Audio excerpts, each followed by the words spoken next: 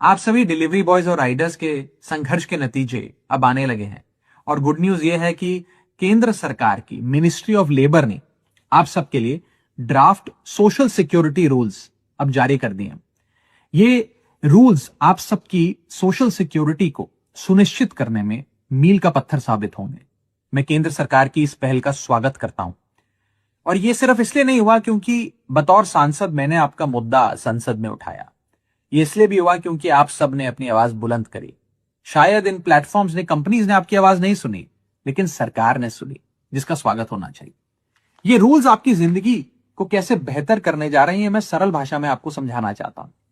पहली चीज, आपको कानून की आंखों में अब रिकॉग्नाइज किया जाएगा, आपको पहचान दी जाएगी। अब ये कंपनियां आपको इंडिपेंडेंट कॉन्ट्रैक्टर कह के, पार्ट टाइमर कह के या मिसक्रिएंट कह के आपसे पल्ला नहीं झाड़ सकती।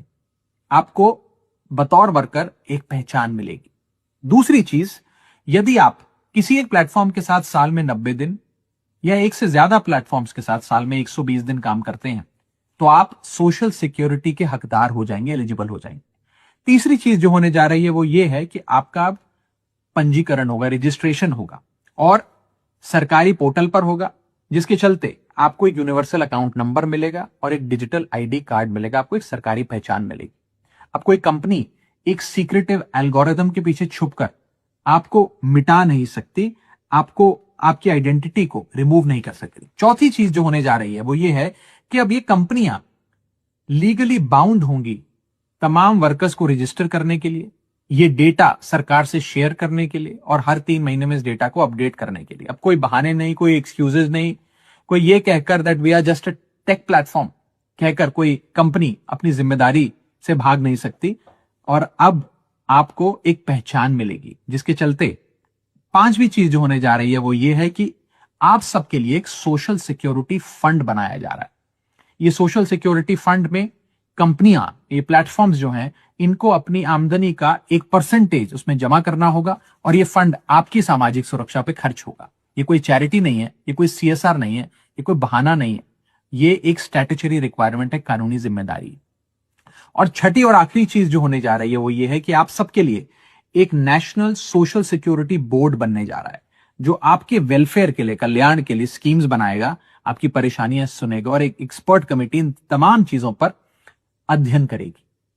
ये जब 6 चीजें होती हैं तो ये दरवाजा खोल देती हैं आपकी सोशल सिक्योरिटी के लिए। सोशल सिक्योरिटी जैसे आपकी accident insurance, health insurance, life insurance, minimum wages, maternity और हेल्थ बेनिफिट्स, पेंशन और ओल्ड एज बेनिफिट्स, और साथ ही साथ ऑक्यूपेशनल सेफ्टी नॉर्म्स।